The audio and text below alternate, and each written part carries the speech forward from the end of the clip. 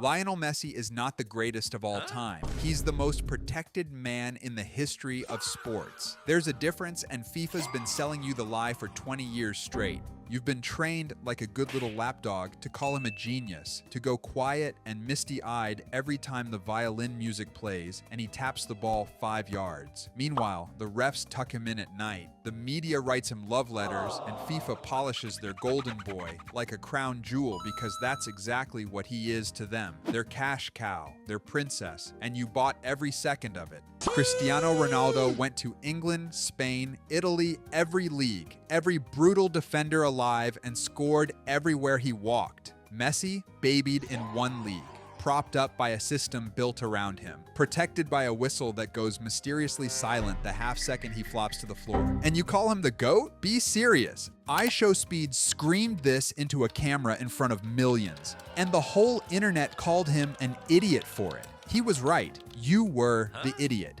And here's the part that should actually boil your blood. None of this is about football. Messi is a product. The GOAT debate is a product. And while you're on your knees worshiping FIFA's little princess, they've got a hand so deep in your pocket they can feel your car keys. So sit down, because I'm gonna show you 2 things. How FIFA built a fake king to keep you staring the wrong way, and how the most corrupt organization on the planet has been robbing you blind the entire time you clapped. Let's start with the princess. Actually watch a Messi game instead of waiting for the edit with the piano music. Watch what happens the second a defender breathes on him. The shove that's a yellow for everyone else, play on. The theatrical little tumble that should get him booked for diving, oh, he's just so clever. Different player, different rules. The whistle is in love with him, and you've decided that's normal. He spent his prime in one league in a team engineered to make him look like a god, fed by the best midfield ever built, against defenders half of you couldn't name with a gun to your head. Strip the system, strip the protection, and the magic gets small, fast. Thierry Henry physically cannot say Messi's name without his voice cracking 20 years later, and the poster's still on the wall. Zlatan, a man whose whole personality is telling the planet who's beneath him. I think I'm the best. Without joking, I'm the most complete player that ever exists. You tell me good luck. I don't need luck to perform.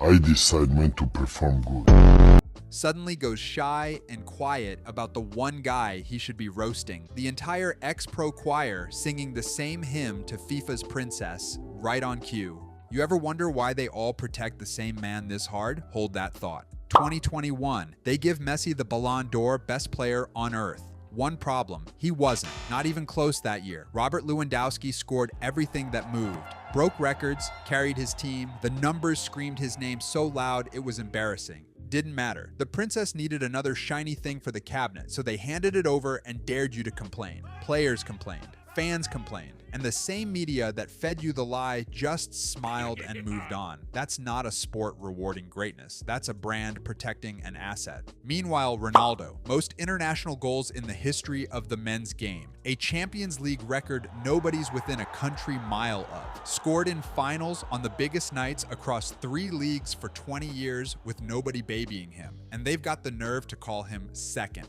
Speed was screaming the truth while grown men with blue check marks laughed at him. How's that aging? The kid with a microphone was more honest than every paid analyst on the panel. But here's the real question. Why does everyone protect this one man so desperately? Same answer as everything else in this sport. Money?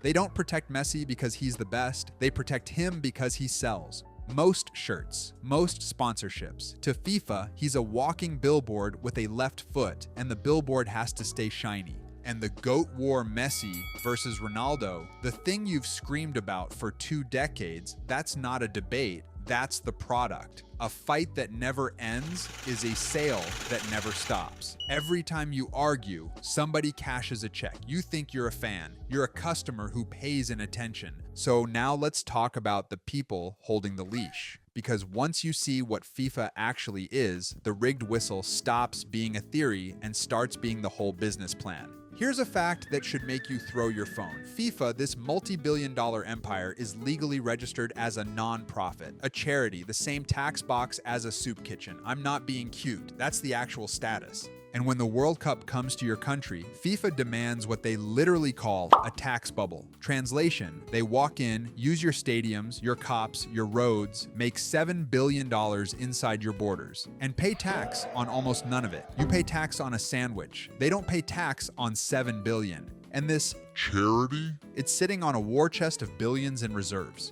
Billions, just stacked up. A non-profit with a bank account that would embarrass a small country crying poor while it gouges you for everything that isn't bolted down. That's not the beautiful game. That's a money laundering operation with a mascot and a theme song. And if you think non-profit is just a clever accounting trick, oh, it gets so much worse. Because these aren't shady by accident guys. These are arrested by the FBI guys. 2015, the FBI doesn't send FIFA an angry email. They send agents into a 5-star hotel in Switzerland and drag FIFA officials out in handcuffs, some of them holding bed sheets over their faces, in their bathrobes. Racketeering, wire fraud, bribery, federal indictments, decades deep. The men who decide where your World Cup gets played were taking envelopes of cash to sell the rights to the highest bidder. Votes for villas, tournaments for bribes. You want to know how a tiny desert state with no football history and 120-degree heat won the right to host a World Cup? They've been accused, investigated for years of straight up buying it. And to build the stadiums for it, thousands of migrant workers died in the heat. Thousands of human beings. FIFA's response? A shrug, a press release, and a drone shot.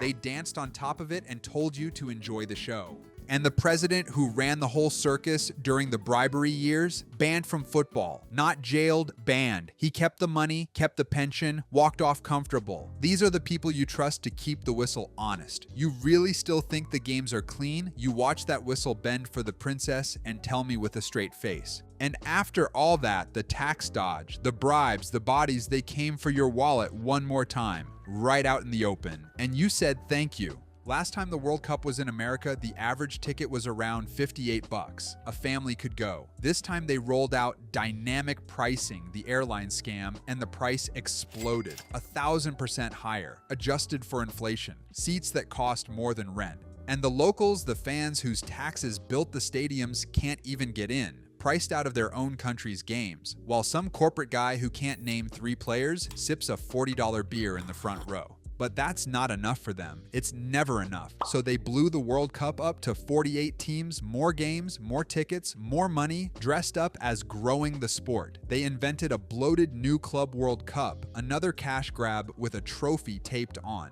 And the next one, they handed the 2034 tournament to Saudi Arabia with basically no real bidding at all. Sold the biggest event on earth to the highest checkbook and didn't even pretend to hide it. Every angle, tax dodged, tickets gouged, hosting sold. Your attention packaged and sold again to the gambling apps plastered over every replay. You are surrounded on every side by an organization that calls itself a Charity. So let's be honest with each other for a second, because deep down, you already knew.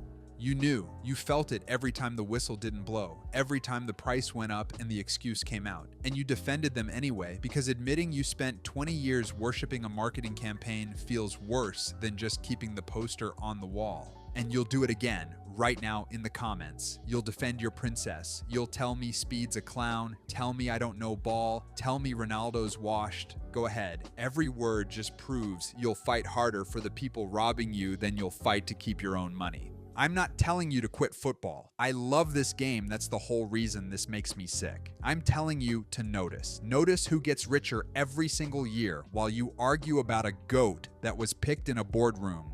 The princess, the rigged trophies, the forever war, it's all just a magician's hand waving in your face. So you never look at the other one, the one in your pocket. Speed had the guts to say the quiet part out loud. Do you? Ronaldo or Messi? One word. Comments. Now. Mind static.